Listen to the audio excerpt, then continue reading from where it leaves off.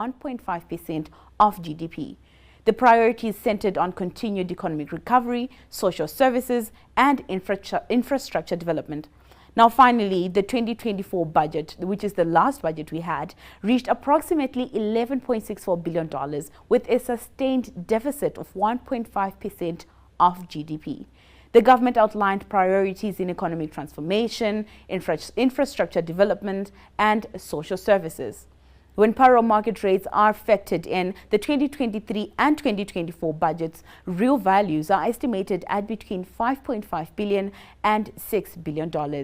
Now, Treasury projects a 6.5% GDP growth for 2025, a 2% growth from 2024 that is negatively impacted by the El Nino-induced drought.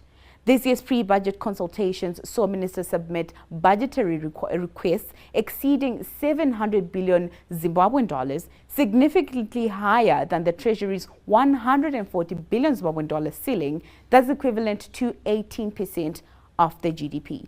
Projected revenue collections are pegged at 103 billion Zimbabwean dollars against expenditures that are worth 111 billion ZiG. Now we take a look at some of the key sectors of the economy that are expected to drive Zimbabwe's economic advancement agenda. Now, Zimbabwe's installed power generation capacity is around 2,800 megawatts, but the country's actual electricity generation is at 1,100 megawatts. The government has unveiled incentives to bring 1,100 megawatts of new solar projects on stream by the year 2025. Moving on, we will also look at education. Now, the education sector anticipates increased investment in infrastructure, especially in the rural areas, and capacitation of teachers. Zimbabwe is set to build over 300 new schools across the country next year in a bid to address the national schools deficit, which currently stands at approximately 3,000. Now, the other sector that is also said to project or increase GDP growth is the health sector. It wants the Treasury to meet their budget declaration target of allocating 15% of its annual budget to health. Imposing taxes on unhealthy products such as tobacco and alcohol can help generate additional funding for these health programs. Now, in another projected sector that is being looked at is, of course, agriculture. There is expected to rebound from a 21.2% contraction in 2024 to register at 23.6% growth in 2025, benefiting from the anticipated La Nina weather phenomenon, usually associated with normal to above normal rainfall patterns. Now, another sector is the mining sector. Zimbabwe's platinum miners are asking the government to help in reducing electricity tariffs and fiscal charges so that producers don't have to consider closing some sites. Now, we also move on to the proposed 2025 projections. The Treasury projects a 6.5% GDP growth for 2025 from a 2% growth in 2024 that is negatively impacted by the El Nino-induced drought. This year's pre-budget consultations saw ministries submit budgetary requests exceeding 700 billion Zimbabwean gold, significantly higher than the Treasury's 140 billion Zimbabwean gold ceiling that is equivalent to 18% of the GDP. Projected revenue collections are pegged at 103 Zimbabwean gold billion dollars against expenditures that are worth 111 billion Zimbabwean gold. Now, we are going to look at the proposed strategic priorities for the 2025 budget. Now, government will focus policies to support the stability of the domestic currency, the ZiG, under a stable general economic environment by promoting exchange rate stability, currency reforms, and measures to control inflation, among others. Another proposed strategy for the 2025 budget is going to be supporting productive value chains. By diversifying the product range to such sectors as manufacturing, it will upscale Zimbabwe's participation in regional and global value chains, increase trade in high-value added products, build economic resilience from shocks, provide more decent jobs, increase foreign exchange receipts, and improve the quality of life of citizens. Another proposition that is being made for the 2025 budget is infrastructure, ICTs, and the digital economy. Now, government, through the Zimbabwe National Information and Communication Technology Policy from 2022 to 2027, recognizes the importance of ICTs as cross-cutting enabler for all the key pillars of the economy. Another one is human capital development, well-being, and innovation. The country's education system is working on producing human resources capable of identifying problems of value, resolve them based on new ways of thinking. Now we are going to look at some of the proposed taxes.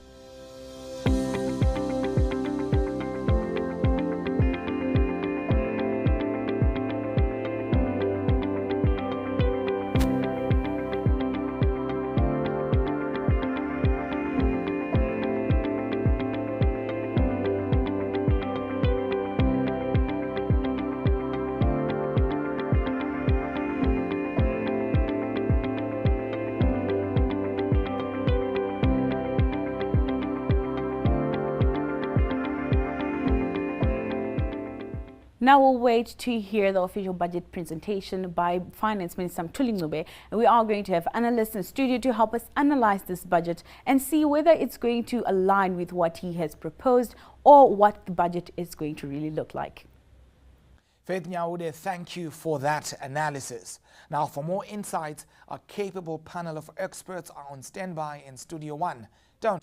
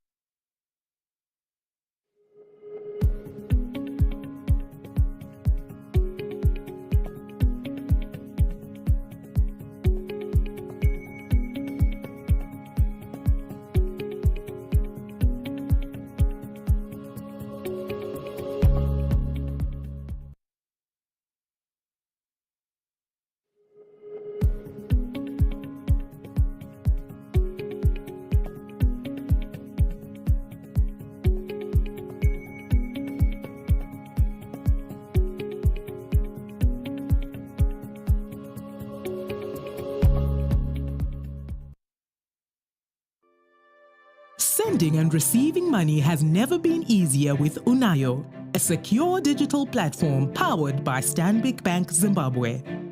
Just dial *360# or download the Unayo app. Follow the prompts to sign up and you're all set. So, what are you waiting for? Make use of Unayo to send and receive money and enjoy seamless convenience.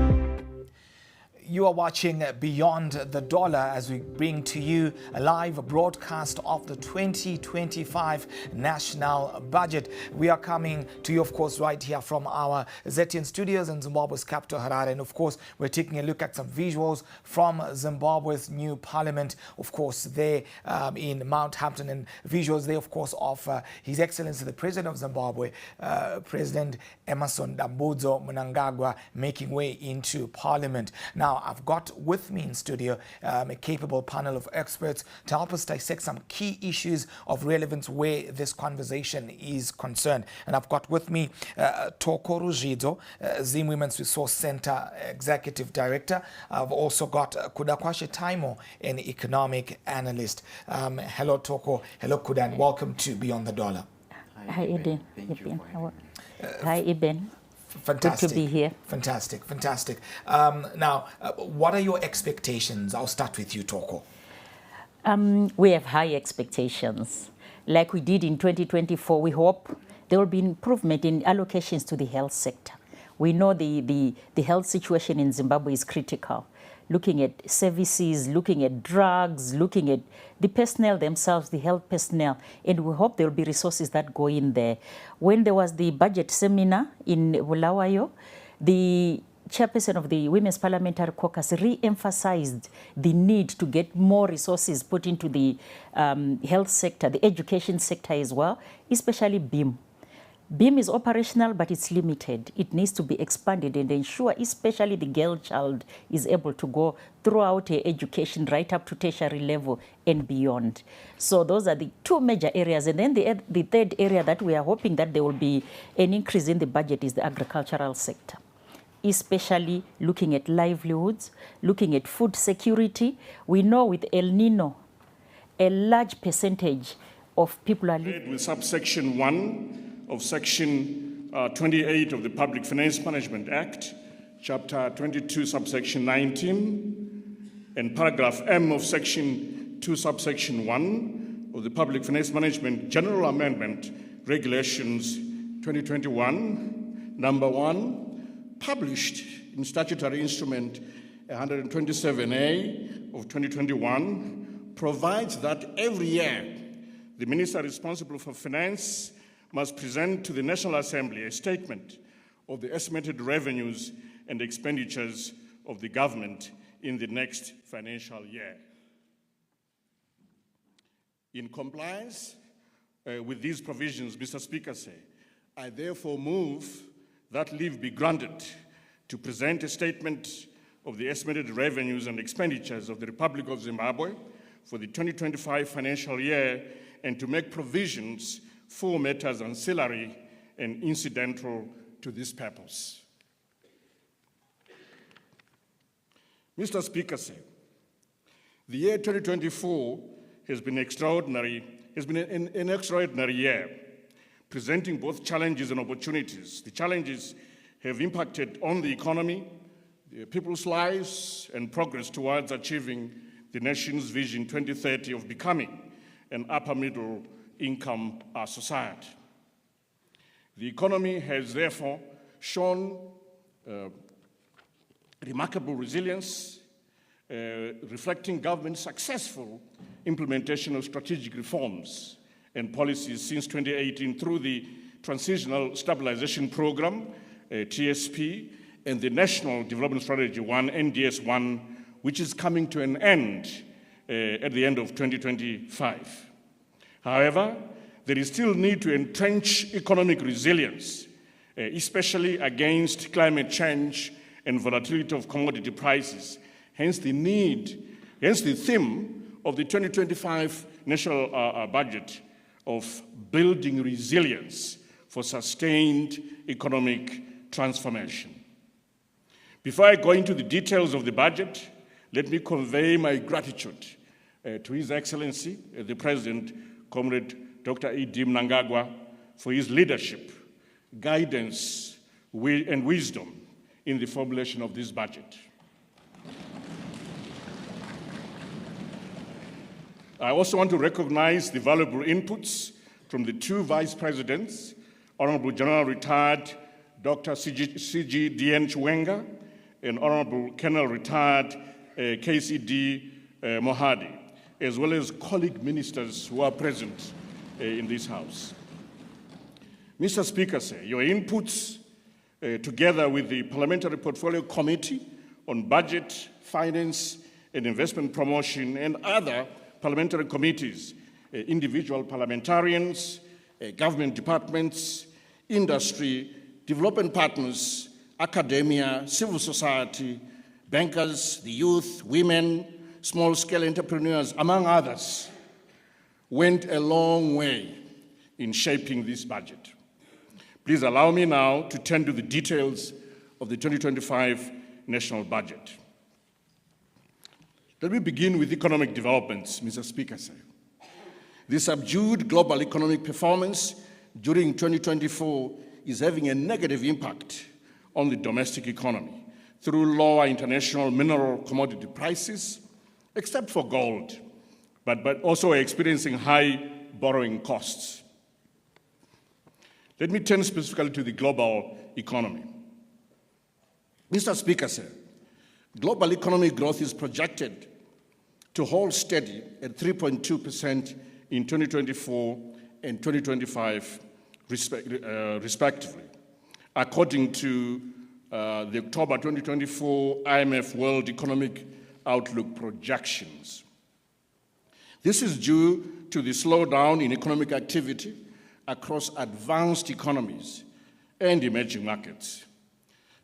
As I'm presenting, Mr. Speaker, say, if you could turn to the screens, you'll be able to see some charts or slides that will enhance the presentation.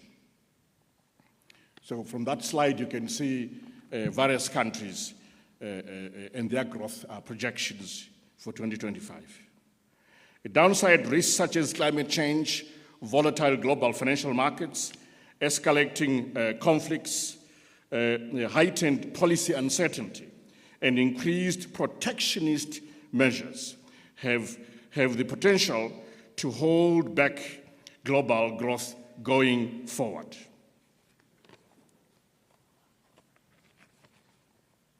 Let me turn to Sub-Saharan Africa.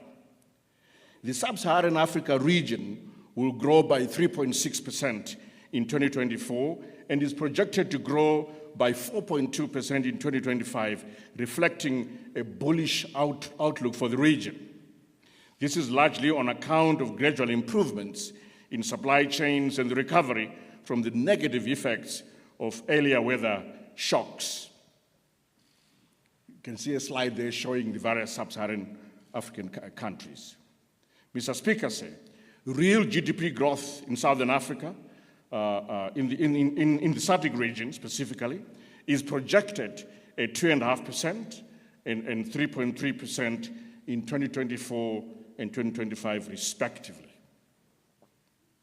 Let me turn to global commodity prices. Despite an anticipated modest decrease in overall commodity prices in 2024-2025, commodity prices are projected to stay above the pre-pandemic levels, but are experiencing a dip in 2025. This reflects enduring supply constraints and demand patterns that have shifted during the post-pandemic recovery period.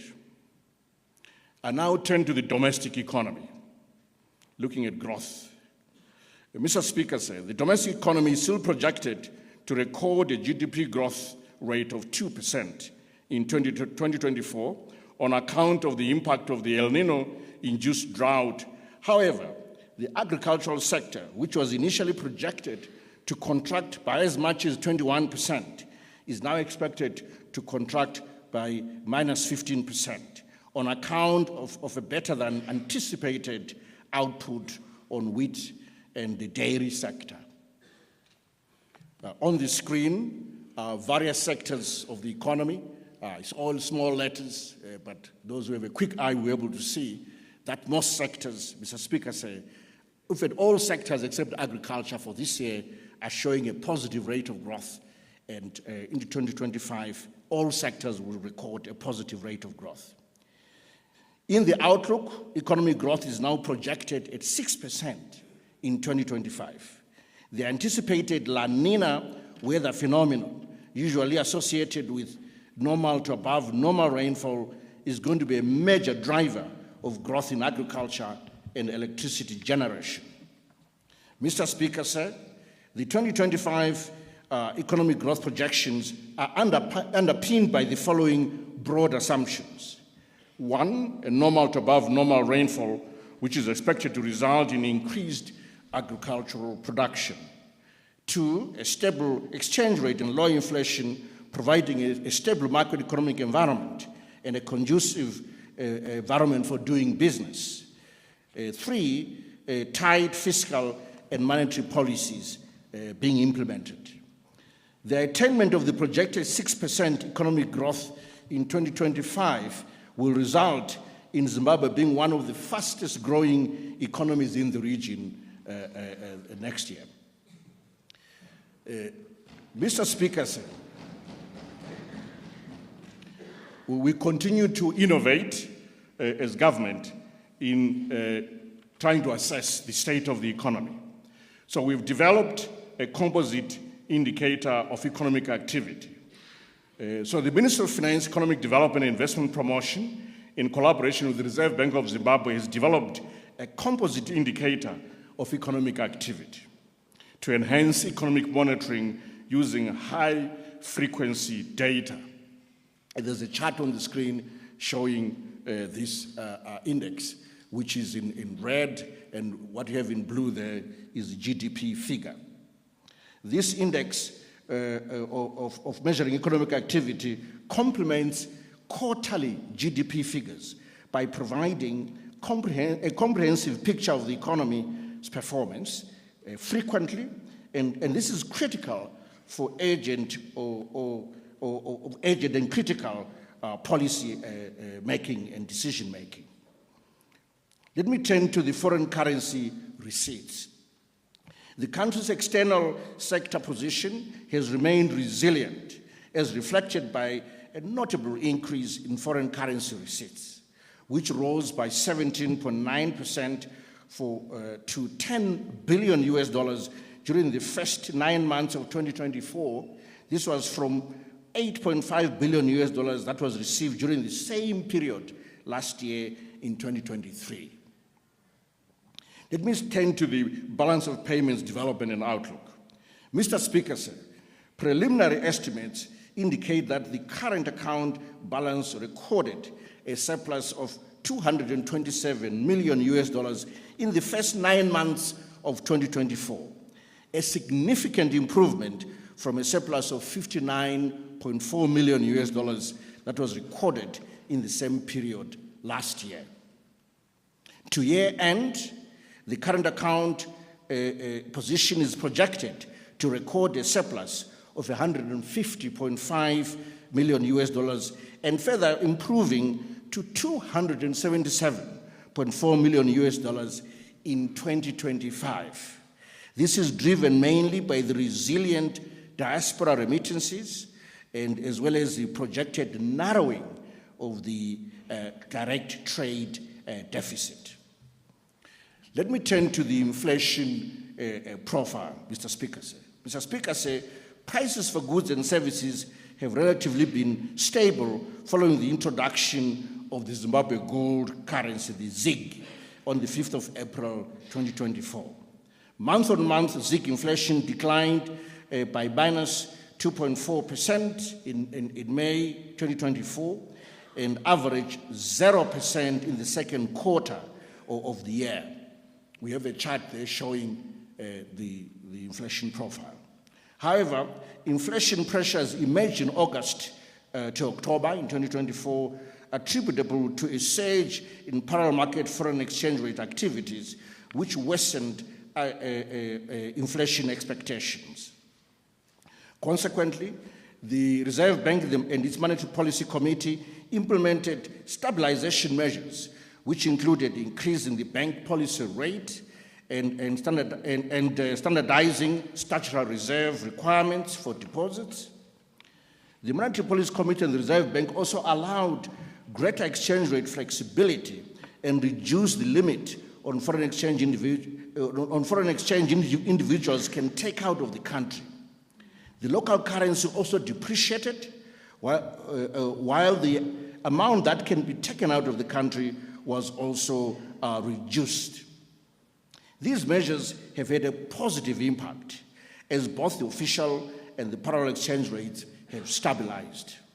In 2025, ZiG inflation is expected to remain stable, with an average month-on-month inflation of below 3% on the back of tight fiscal and monetary policies.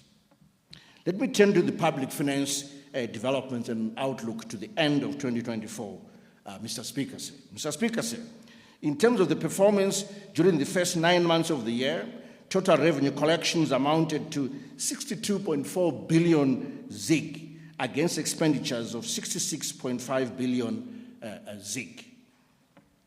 You can see the slides again on the screen showing those numbers. Consequently, a budget deficit of 4.1 billion ZiG was recorded in the first 9 months of the year. Overall budget utilization by our ministries, departments and agencies, or MDAs for short, stood at 76% as at 30 September 2024.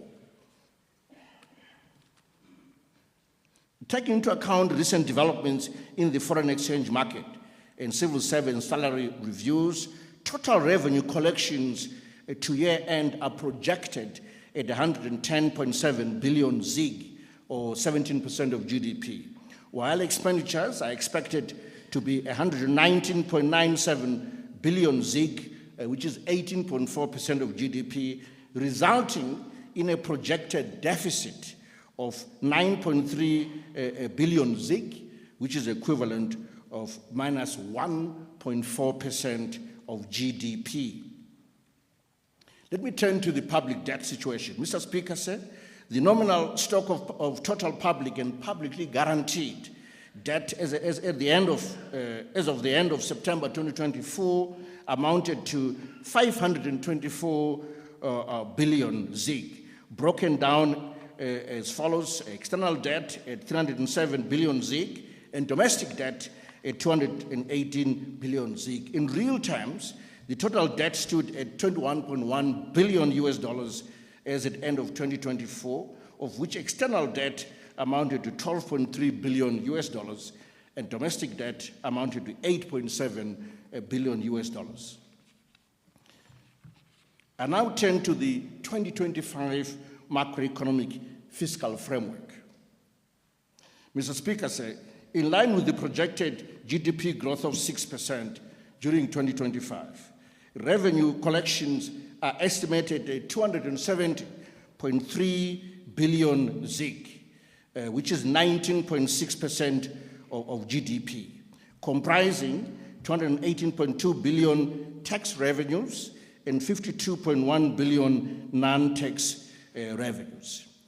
For what is worth, Mr. Speaker, these figures are a major adjustment from what we saw when we had the retreat with the parliamentarians in Bulawayo.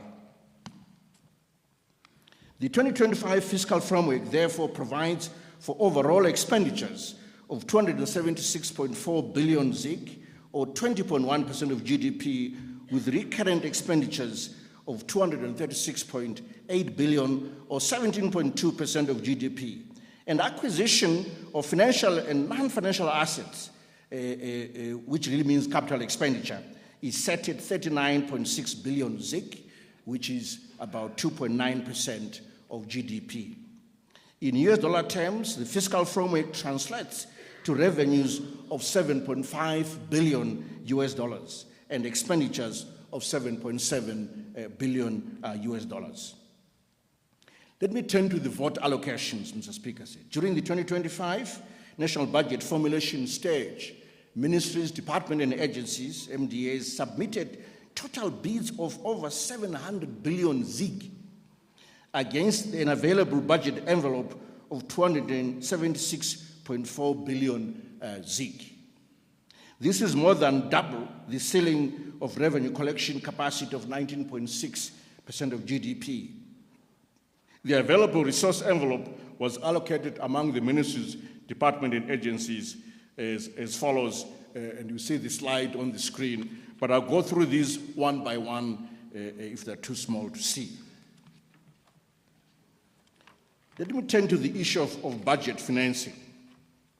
Mr. Speaker, the budget deficit of 6.1 billion, or 0.4% of GDP for 2025, reflects the need for fiscal consolidation and discipline against a background of high debt servicing obligations amounting to 19.2 billion ZiG, which now accounts for 7% of overall government expenditure outlays. Mr. Speaker, there are risks to the budget projections. Mr. Speaker, the macro fiscal framework, which is guiding the budget, faces risks, which, if not mitigated, will put pressure on public finances posing serious ramifications on overall macroeconomic stability. Such risks relate to macroeconomic shocks, natural disasters, contingent liabilities, geopolitical tensions, declining commodity prices, expenditure outlays outside the approved budgetary provisions, among others. Let me go deeper, Mr. Speaker, into the 2025 national budget strategic priority areas. The 2025 national budget focuses on enhancing macroeconomic stability and significantly improving the environment for doing business, as well as delivery of social services to enhance the human capital base of the country. On economic growth and macro stability, Mr. Speaker, under this pillar, the thrust of the budget is to entrench price and exchange rate stability, as well as to enhance acceptance of the local currency, the ZiG, through the deployment of appropriate and complementary fiscal and monetary policy tools. On the fiscal front, the government will ensure the alignment of expenditure outlays to available resources while prioritizing development and social expenditures. To complement these fiscal efforts, the monetary authorities will continue to refine and entrench the foreign exchange market system and use monetary policy tools to anchor price stability. Let me turn to the support for productive value chains, beginning with agriculture. The agricultural sector is projected to recover from 15% contraction in 2024 and to grow by 12.8% in 2025. Interventions in the agricultural sector will be guided by the Agriculture Food Systems and Rural Transformation Strategy and the Agriculture Recovery Plan. To support these interventions, 22.9 billion ZiG has been set aside for the Ministry of Lands, Agriculture, Fisheries, Water, and Rural Development during the 2025 to cater for the following areas, among others: dam construction, irrigation development, rural development 8.0 support, contracting and procurement of grain for our strategic grain reserve, National Enhanced Agriculture Productivity Scheme, and the Agriculture Productive Social Protection Scheme, Fumvudza Intwasa for short, among others. Turning to the mining sector, the mining sector is projected to grow by 2.3% in 2024, which is lower than the initial projection on account of subdued performance of the PGM's group of minerals attributable to low commodity prices or lower commodity prices in general. In 2025, the sector is projected to grow at 5.6%, primarily driven by anticipated growth in PGM's gold, chrome, and diamond outputs. An amount of 664 million ZiG has been allocated to the Ministry of Mines and Mining Development in order for them to manage this sector and provide a conducive mining environment for mineral exploration and mineral beneficiation. Let me turn to the manufacturing sector. The manufacturing sector is now projected to grow by 2% in 2024 and is expected to pick up growth in 2025 and grow by 3.1%. This is driven by increased agricultural output, which will stimulate agro-processing industries, particularly in the drinks and beverages subsectors. To support the implementation of the Zimbabwe Industrial Reconstruction and Growth Plan of 2024 and 2025, 550.9 million ZiG is being allocated to the Ministry of Industry and Commerce. This also includes support for a development finance fund for funding new industries in line with the plan. I now turn to tourism, Mr. Speaker.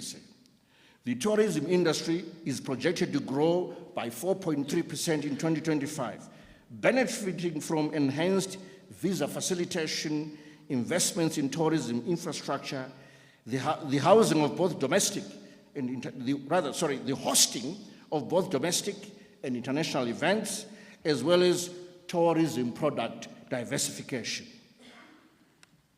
To support the operations of the Ministry of Tourism and Hospitality Industry, an amount of 294.6 million ZiG has been set aside to enable them to advance the growth of the sector, as well as to establish the country as a tourist destination of choice. On the screen, Mr. Speaker, you will see the recovery in international tourism, which is a consistent picture right across the world since COVID.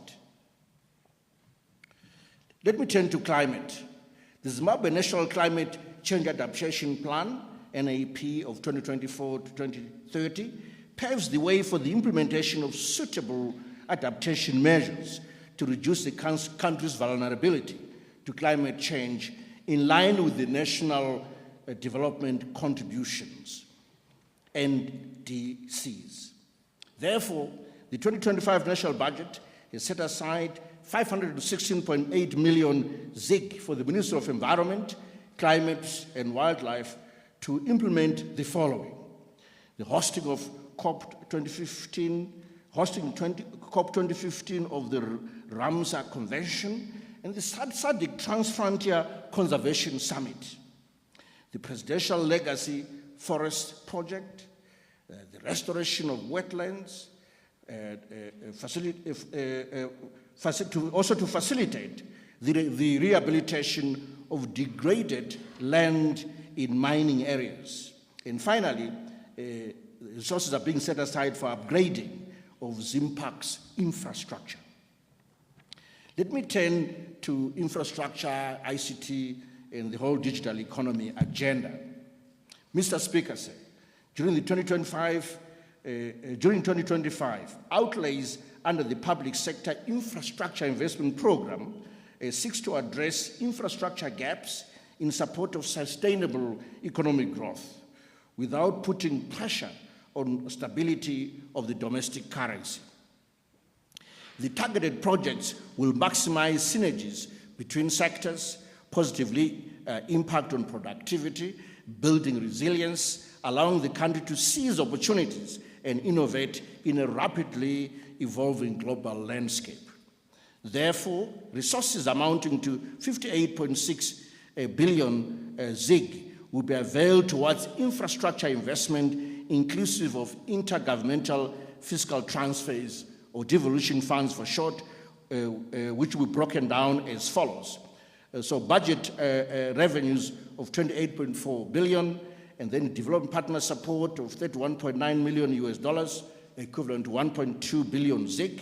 There'll be some loan financing as well of 1.8 billion ZiG, and there'll be statutory and other funding to the tune of 27.2 billion ZiG. All this is going towards the infrastructure, broad infrastructure pillar. Let me turn specifically to transport. Logistical services, including a modern railway system, are critical in enhancing domestic, regional, and international trade. In this regard, 5.4 billion ZiG has been allocated to the Ministry of Transport and Infrastructure Development to support the targeted infrastructure projects. A few words about water and sanitation, Mr. Speaker. Regarding water provision, interventions are guided by the integrated approach to water development and the infrastructure development model, which seeks to upgrade water harvesting programs and ensuring that citizens derive immediate benefits through the productive use of such investments, through the investment in irrigation for short. Overall, support towards dam construction projects amounts to 2 billion ZiG. A few points about the energy sector. In the 2025 national budget has allocated 259.8 million ZiG to the Ministry of Energy and Power Development to facilitate investment in power generation, in transmission, in the distribution network, as well as in rural electrification. Turning to housing, Mr. Speaker said, the government's thrust on housing under the National Development Strategy 1 is to ensure citizens access to affordable and quality housing, both in urban and rural areas, given that shelter is a basic human right. To support housing development, rehabilitation and maintenance of existing public facilities, as well as construction of composite buildings and other public offices, the budget has allocated 696.2 million ZiG to the Ministry of National Housing and Social Amenities. Let me turn to the area of information, communication and technology, ICT. The country has made good progress over the last 3 years in the deployment of ICT systems, such as the integrated electronic case management system across several key judicial bodies. To sustain these achievements, government has set aside 641.4 million ZiG for the Ministry of Information, Communication Technology, Postal and Courier Services. Let me turn to devolution and decentralization. Through the 2025 national budget, resources amounting to 13.6 billion ZiG have been set aside in fulfillment of Section 301, subsection 3 of the Constitution, which stipulates that no less than 5% of the national revenues raised in any financial year must be allocated to the provinces and local authorities in a particular financial year.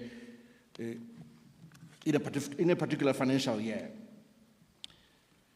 In the 2025 national budget, we've set aside 4.9 billion ZiG for the Ministry of Local Government and Public Works.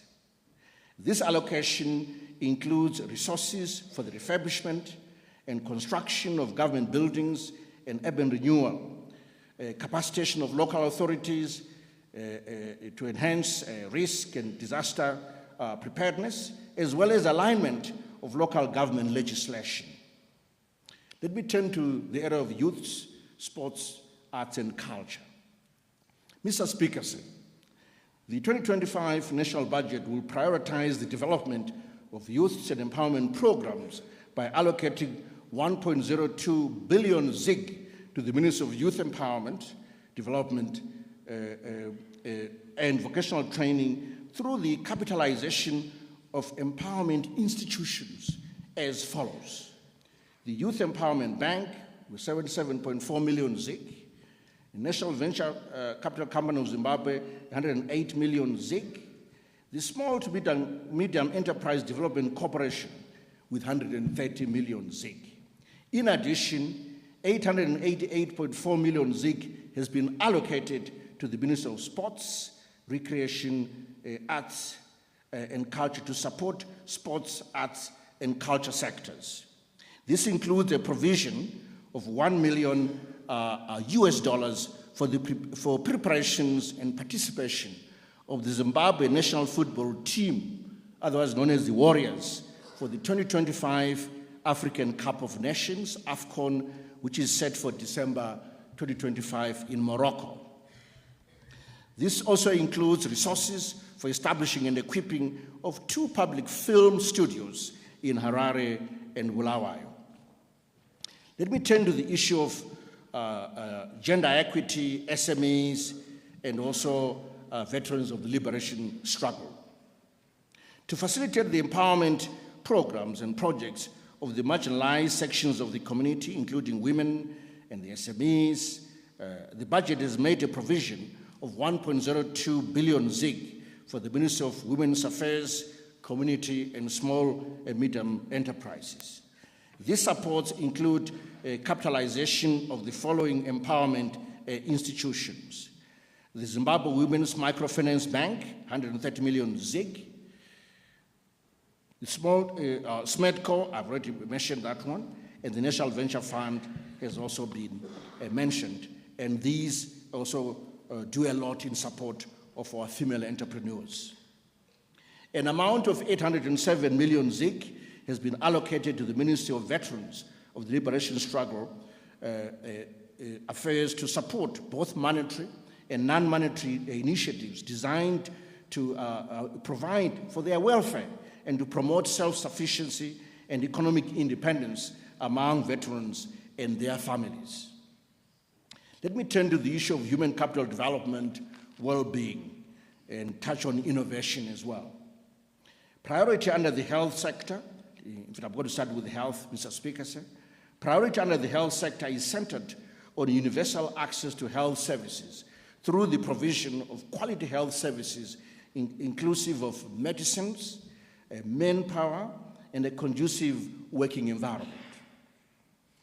In this regard, 28.3 billion ZiG has been allocated to the Ministry of Health and Childcare during the 2025 budget, targeting the following key interventions. Operational support towards central, provincial, and district hospitals, as well as rural clinics. The renovation and construction of medical facilities targeting areas with limited access, particularly rural areas. The procurement of modern equipment and enhancement of assisted medical treatment orders, AMTOs, and the procurement of medicines and medical supplies. Turning to the education area, the 2025 national budget has allocated 46.6 billion ZiG and 10.3 billion ZiG to the Ministry of Primary and Secondary Education and the Ministry of Higher and Tertiary Education, Science and Technology Development, respectively, which will cover the following areas: teaching and learning materials, we have 352.9 million ZiG allocated towards that. The construction, rehabilitation, and upgrading of infrastructure, we've allocated 908 million ZiG. Procurement of equipment and tools of trade, we've allocated 217.5 million ZiG. Towards sanitary wear for girls, we've allocated 85 million ZiG. For the capacitation of laboratories, we've allocated 200 million ZiG. And finally, for the supervision and acquisition of utility vehicles, we've allocated 184.5 million ZiG. Turning to skills audit and development, the Ministry of Skills Audit and Development has been allocated 153.5 million ZiG to identify national skills gaps and to formulate the appropriate skills policy and strategy. Let me turn to social protection, Mr. Speaker, sir. A total of 10.7 billion ZiG has been set aside for the Ministry of Public Service, Labor and Social Welfare to increase coverage, harmonize, integrate and strengthen social assistance programs to protect and cushion the vulnerable groups and households. Let me turn to the area of effective institution building and governance. Let me start with the ease of doing business reforms. The multiplicity of registration processes, fees, charges by various ministries, departments, and agencies, as well as the number of government agencies at the country's border posts are compromising investment facilitation and the investment environment. Going forward, the Office of the President Cabinet will spearhead the coordination of all relevant ministry, department, and agencies with a view of streamlining these processes and to avoid duplications. Turning to justice delivery, to sustain improvements in access to justice for all citizens, ensuring equality before the law and promoting a fair and just society, an allocation of 5.6 billion ZiG has been set aside for the Ministry of Justice, Legal and Parliamentary Affairs in order to strengthen the judicial system. Let me turn to the general area of peace and security. Peace and security are fundamental prerequisites for economic transformation of any country. The absence of peace and security dampens the the general citizen's ability to engage in productive economic activities, and the overall well-being of the populace. The prevailing geopolitical tensions and dynamics necessitate that government allocates adequate resources to our security services to effectively safeguard the nation's territorial integrity, to protect national interests, as well as upholding sovereignty. In this regard, the 2025 national budget will set aside 38.6 billion ZiG to capacitate the country's security institutions. I now turn to the area of image building, engagement and re-engagement. Government is forging ahead with the engagement and re-engagement process to foster meaningful relationships with the global community, to promote and facilitate trade, foreign direct investments, diaspora remittances, and to enhance the nation's international and national image. In addition, government is strengthening communication and advocacy on the domestic and international fronts in an effort to present accurate and timely information on the country. The 2025 national budget has set aside 4 billion ZiG for the Ministry of Foreign Affairs and International Trade to spearhead the image building, engagement and re-engagement agenda. In addition, 433.1 million is being allocated to the Ministry of Information, Publicity and Broadcasting Services for the dissemination of information locally and globally to uphold and to promote the country's founding values, identity, and interests worldwide. Let me turn to the oversight institutions, Mr. Speaker. Government recognizes the complementary role played by oversight institutions on the executive. Therefore, the budget has made provision for their operations, employment costs, and capital projects.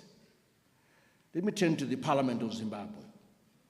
The Parliament of Zimbabwe has been allocated 1.8 billion ZiG to cater for the day-to-day operations, Constitutional Development Fund, servicing of vehicle loans for members of Parliament, allowances for members of Parliament, and constituency visits. Turning to the Auditor General, the 2025 national budget has set aside 589.2 million ZiG for the Auditor General's office.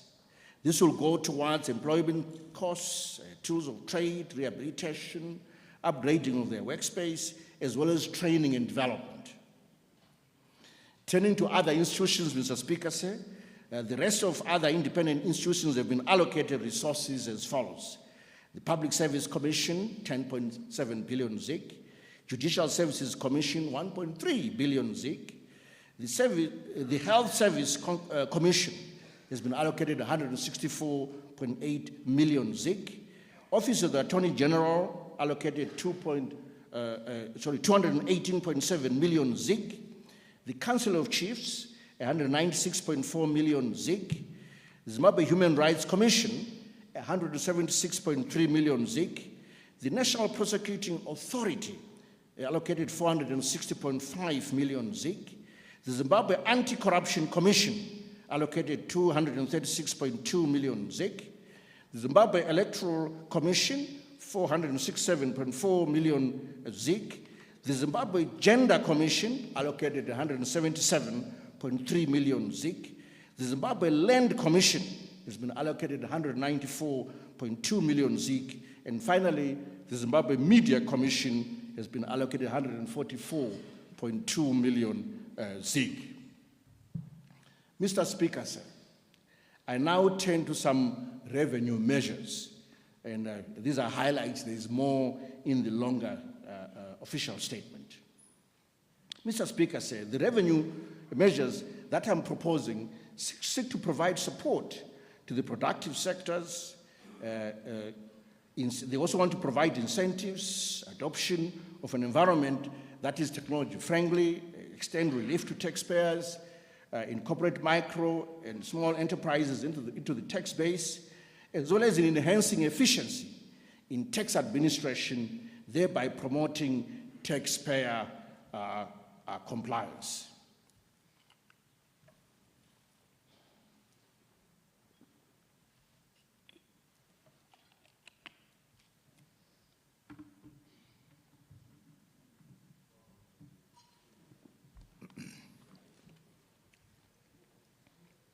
Let me begin with the support to industry. Just some highlights.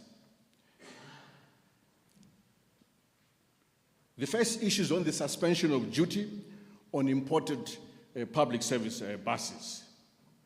Government in 2022 temporarily suspended customs duty on public service buses imported by approved transport operators. To date, 827 buses have already been imported against a target of 500. In view of the substantial benefits that have accrued to approved importers and the need to redirect resources towards value addition, I propose to terminate the suspension of duty for a facility on imported buses with effect from 1 January 2025.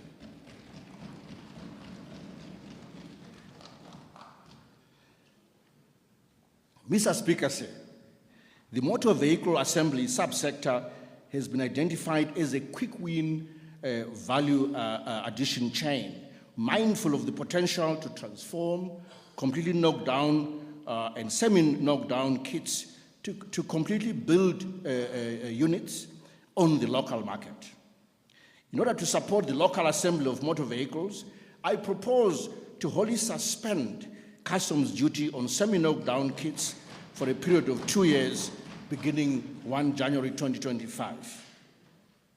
Let me turn to film, television, and content creators. Mr. Speaker, Zimbabwe has the potential to become a global hub for shooting films and generating local content, thereby competing with other leading countries. I therefore propose to incentivize film production locally through a number of tax incentives in consultation with the relevant stakeholders.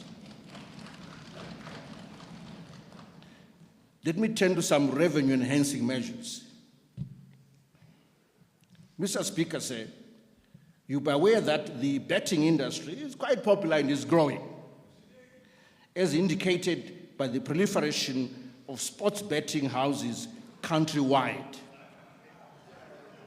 The sports betting punters, however, receive income from winnings, which is currently non-taxable under personal income tax. In order to include punters in the tax base, I propose to introduce a 10% withholding tax on gross winnings of sports betting punters with the effect from 1 January 2025. Let me turn to some tax relief measures, Mr. Speaker. Let's take a look at the personal income tax thresholds. Mr. Speaker, current legislation exempts the first $100 income earned by employees. Hence, any subsequent income is taxed at rates ranging from 20% up to a marginal income tax of 40% for incomes above $3,000 equivalent per month. On the screen, I see the various tax rates are shown for each income band. The equivalent exempt portion in local currency and the tax bands thereof have, however, been affected by the recent macroeconomic developments, hence the need to provide relief to taxpayers. In view of the above, I propose to adjust the local currency tax-free thresholds to 2,800 ZiG per month, and accordingly adjust the tax bands as follows, with effect from 1 January 2025. And this is shown on the table on the screen. So for incomes of 0 to 2,800, the tax rate is 0%. 2,801 to 8,400 is 20%. 8,401 to 28,000 is 25%. From 28,001 to 56,000 is 30%. And from 50,001 to 84,000 is 35%. And finally, any income above 84,000 is taxed at a flat rate of 40%, as the table shows. I now turn to the beverages sugar content tax, Mr. Speaker. Government in February 2024 introduced a special surtax of $0.001 per gram on added sugar contained in specified beverages. The tax is applied uniformly on both ready-to-drink and cordials or concentrated beverages. Representations from cordial manufacturers indicate that cordials, due to their concentrated nature, have a higher sugar content, hence attract higher effective tax as compared to ready-to-drink beverages. Common practice, however, requires that the tax be based on sugar content of the diluted product.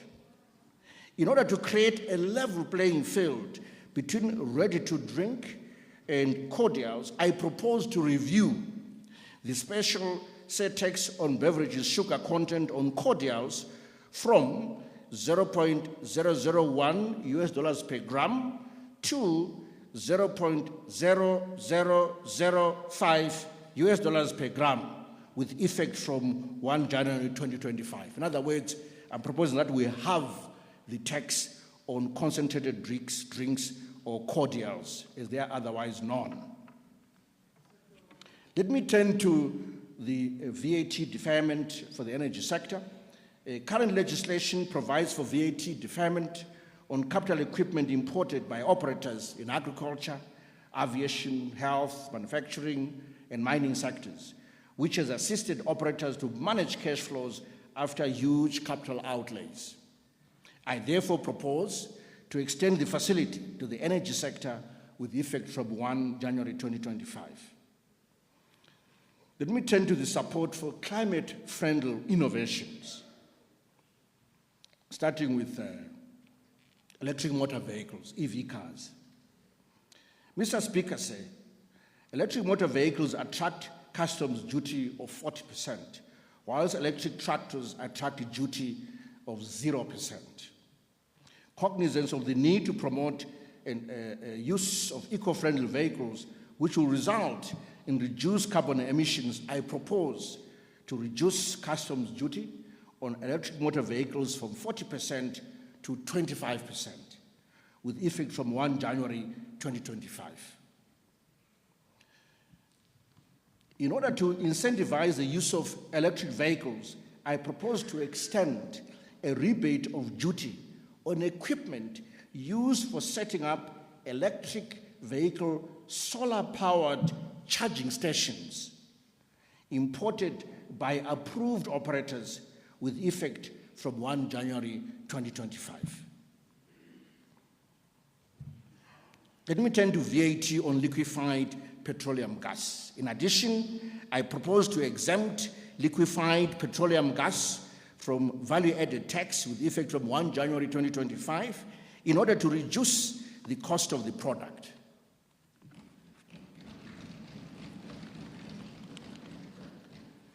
Let me turn to the plastic carrier bag tax. In order to promote the use of biodegradable packaging, I propose to introduce a 20% plastic carrier bag tax on the sale value with effect from 1 January 2025. In conclusion, Mr. Speaker, sir, the 2025 national budget seeks to entrench resilience to shocks, improve macroeconomic environment for the private sector to thrive, to support job creation, and to improve the revenue base for the economy. Critical is creating a conducive environment characterized by price and exchange rate stability and a conducive ease of doing business environment. As we strive to engender economic resilience, the objective is to promote homegrown solutions through supporting research and development to anchor innovation in order to drive economic transformation towards the attainment of an upper middle income society by year 2030. Mr. Speaker, I finally commend the 2025 national budget to this august House in compliance with the law.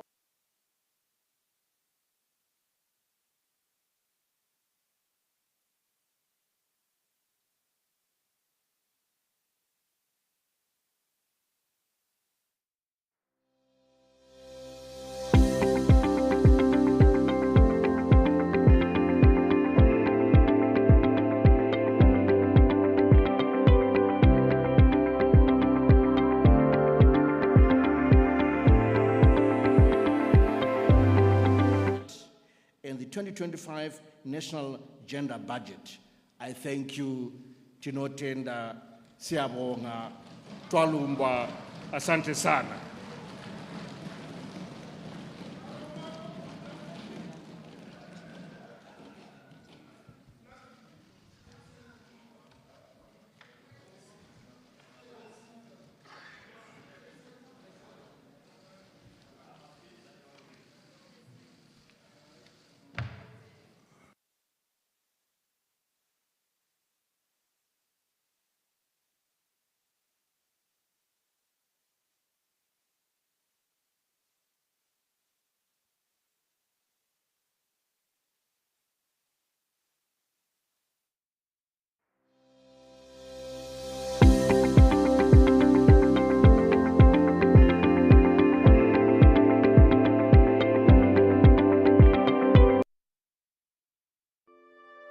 Sending and receiving money has never been easier with Unayo, a secure digital platform powered by Stanbic Bank Zimbabwe.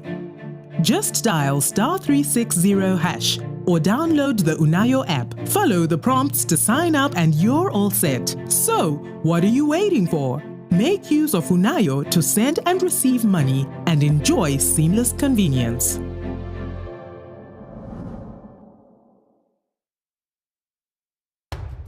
Life can be a balancing act.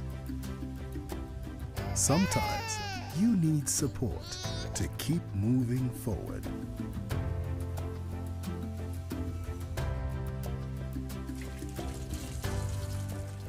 When things go wrong,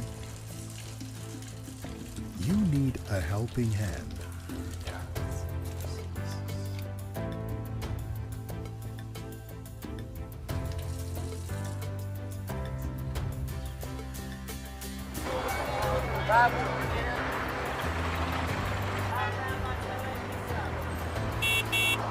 You need someone to get you where you need to go.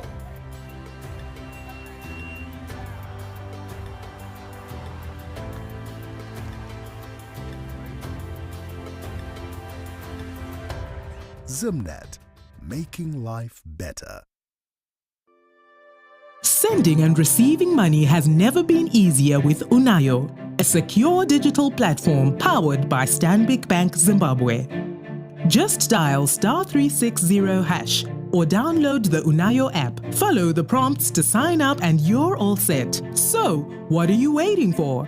Make use of Unayo to send and receive money and enjoy seamless convenience.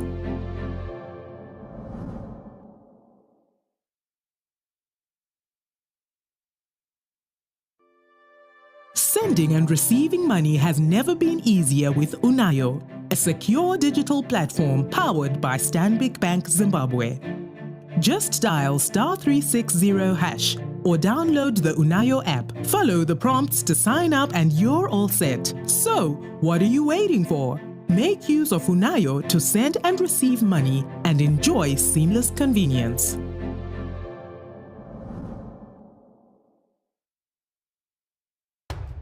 Life can be a balancing act. Sometimes you need support to keep moving forward.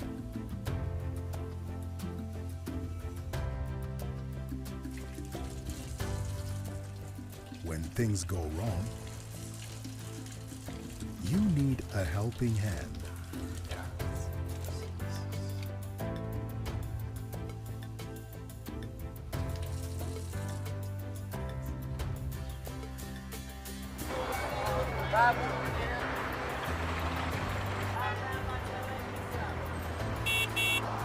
You need someone to get you where you need to go.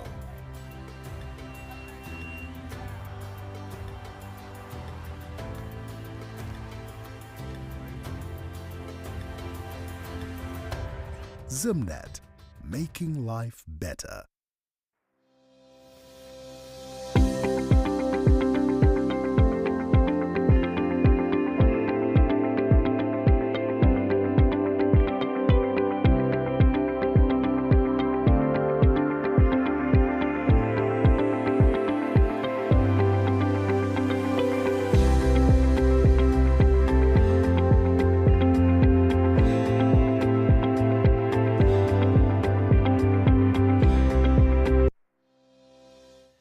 You are watching Beyond the Dollar, and of course we are giving you a rolling coverage of the 2025 national budget presentation as well as analysis. And of course we're taking a look at some visuals from the Parliament where the Chief of Treasury in the capacity of the Minister of Finance, Professor Mthuli Ncube, was delivering the 2025 national budget. Much to decipher there, and of course much to deliberate upon. And with me in studio is a capable panel in the persons of Toko Rujidzo, Zimbabwe Women's Resource Center and Network Executive Director, as well as Kudakwashe Taimo, an economic analyst. Once again, good to have you in conversation. Much, of course, to break down there, to chunk down, but quite interesting figures there that were coming from Parliament. Did the budget meet your expectations? I'll start with you, Kuda. Well, it's mixed, right? And perhaps I should at least maybe start on the positive note. Some of the things that I believe we've got indications that have been taken into consideration. Because, you know, some of us being analysts, people think when we analyze these things, we see like the sky is falling. But well, okay, so just one of the key things that I just believe was a positive positive takeaways from the budget. It was an issue to half the sugar tax, right? Why? Because it touched on both the corporates as well as the consumers of products. Yeah, just to maybe possibly highlight it for your audience there, because I'm sure some people might not know it. So for the half-year period ending 30 September, the beverages manufacturing, such as Delta, you know, they paid, I think, to the north of 20 million USD dollars towards the sugar tax. And by so doing, what we mean, one of the associates which was affected as much, that's Schweppes, right there. And most of the products, the prices were reviewed upwards, right? Passing on the burden to the consumer. And right as we are approaching the festive season, we all know a lot of people, they want to enjoy and they want to, you know, to consume these products. So it was a burden both to the corporates, because as much as the prices are up, the volumes will be down. So I'm sure that's a positive key takeaway right from there. And also just taking into account, in as much as I haven't deciphered the figures, you know, in intricacies in terms of the health sector and everything, but just taking into account that they've paid much attention to those sectors, it's an interesting thing. But overall, the areas where I personally believe they didn't meet my expectations, that's the energy sector right there, because of the spiral effect that the energy sector has on the overall economy.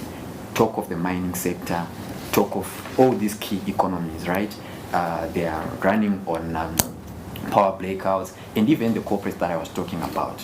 You can be surprised just to look at the margins of how the electricity tariff affects the big corporates. Talk of Insco, talk of Delta, Econet, all those groups. So in my view, that's one of the sector that hasn't been channeled much funds to address the ongoing power blackout crisis that we are experiencing currently. Right, 259 million ZiG allocated towards the energy sector against a budget that is sitting north of 270 billion ZiG. I will relay the same question to you, Toko, to say, did the budget scratch right weight issues in as far as economic matters are concerned in Zimbabwe? I think we've all been on tenterhooks waiting for this budget anxiously to see where are the gains and where are the losses, without the ability right now to be able to compare between 2024 and 2025, because we are sitting in the studio. It's difficult to really say where are the gains. Especially given that you've got different currencies. Exactly. It was the Zim dollar, and now we are sitting on the ZiG. Exactly. Understandably so. Exactly. And I think the contradiction around our budget is it's in ZiG. And we know the day-to-day expenditure, even of government itself, is in US dollars. So you wonder how much, if you are to convert the total budget into USD, I know government doesn't want us to do that, but look at is the reality. Look at our economy and how we are struggling between the ZiG and the US dollar. I think for me, like Kuda said, that we also need to start by looking at the positives. And for me, the positive was where the prioritization was agriculture. I think that was critical that government put priority on agriculture because of food security. $22.9 billion. 22 billion ZiG, beg your pardon, allocated billion there. ZiG allocated there. For me, that was exciting, and really going into dam construction, irrigation, agricultural social protection. Agricultural social protection is what he called it, isn't it? I think that's critical. Right. Then I'm a bit disappointed when I go to the health sector. I expected much more. Despite the fact that the minister said they are looking at modern equipment for rural clinics, drugs, but if you look at the amount that has been allocated to the health sector, considering that our health sector is really struggling. 28.3 billion. 28.3 billion. A budget of about 270 billion. Exactly, ZiG. And you are talking about clinics that don't have even paracetamol. So, and really, how many rural clinics are we talking about? It's a lot of rural clinics. Then education, I expected much more in education, especially if we look at the sciences and higher education, especially in the technology sector of education, because look at the graduates that we got this year. Nearly 30,000, isn't it? Nearly 30,000 out of 10 universities. I'm not sure if we've finished the graduations and where are they going to go. And this relates closely with the Minister of Youth. And I think I didn't hear about the Minister of, is it called Skills? How much is going there? Where Skills is sitting. The Ministry where Skills... The Skills there was about between 100 to 200 million. Sure. Did I pick the figure right? Exactly. That's right. That's very minimal. And that's where we want our young people to go. Skills development, the tertiary industry, the whole, in industrial sector. I'm not sure how much went into that. Then I'm also looking at social protection, 10.7 billion. That's still not much because that's where the vulnerable are sitting. And the large percentage of our population is vulnerable. At household level, the communities in the rural areas, I was excited about easing of doing business. We all know it's a nightmare at our borders. Zimbra, the registration, you move from one point to the other. I think having a one-stop shop with Zimbra, for example, will make it easy. Registration of the informal sector. We know we are pushing for the informal sector to formalize and also to be able to contribute to the government's revenues. It's easier if the registration is much easier. So the easing of doing business was quite exciting for me and be looking forward to how it's done. Right, now let's break it down a little bit further.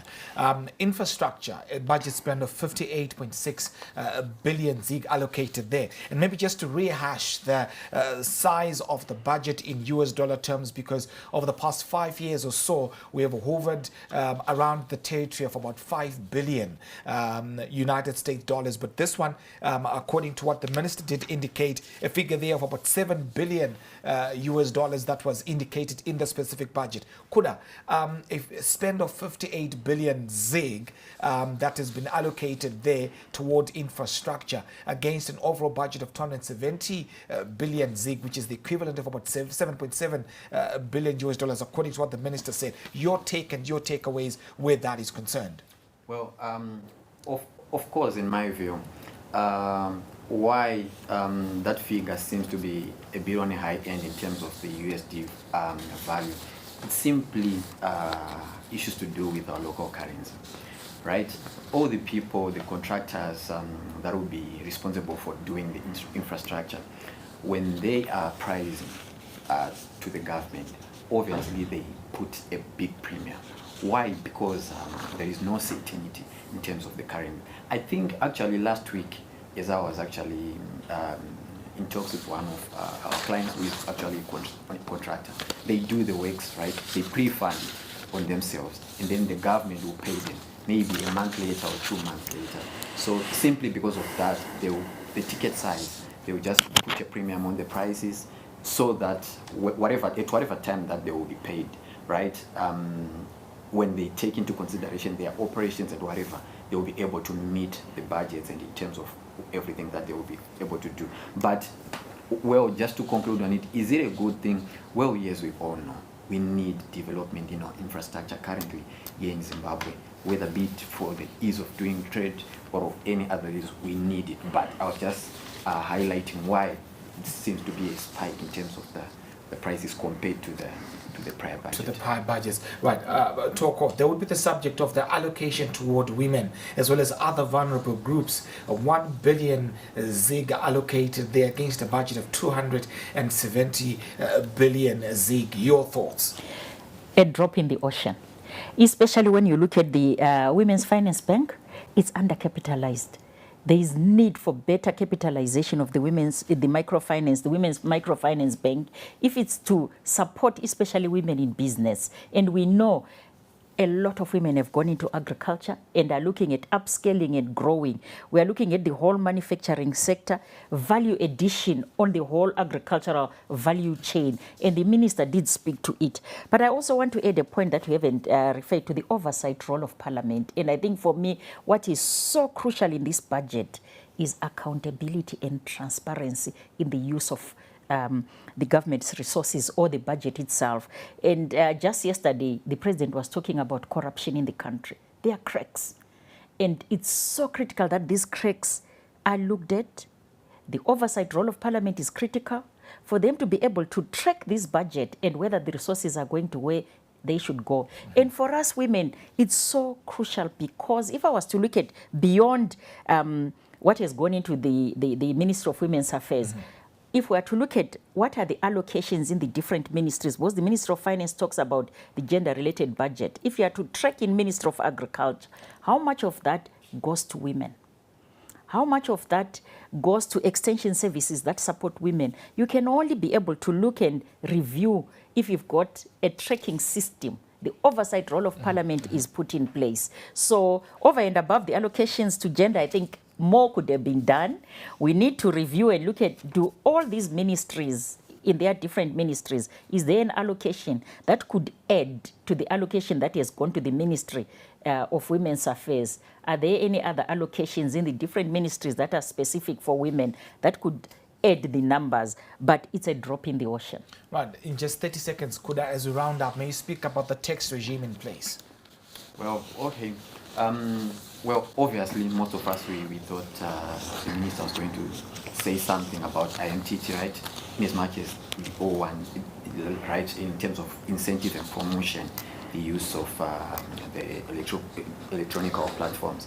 But, right, like I said, one of the major issue that I can highlight is, in as much as people can think that was a positive issue to do with personal income tax, in my view, I think there is need to readjust as time goes on those percentages on personal income tax, because we all know maybe probably by the time we reach February or March, the rate would have spiraled on the parallel rate, and that 0 to 2,800 range we will still hold, right? Because we know maybe possibly a lot of people will be earning maybe to the north of 10,000 ZiG. Well, just my views. Right, and of course that has been the 2025 National Budget presentation as well as analysis right here on Beyond the Dollar. I'd like to thank my guests, Tokoru Zvidzo, Zimbabwe Women's Resource Center and Network Executive Director, as well as Kudakwashi Taimo, an economic analyst, helping us dissect the budget that has just been presented. Thank you very much for tuning in. Do note that we'll continue with this coverage as well as analysis in our other shows. You can look forward to The Chase this evening at 9 p.m. as well as, of course, further details at 8 p.m. Central African Time. I'm Ibn Abunda. Thank you for watching and have a good day.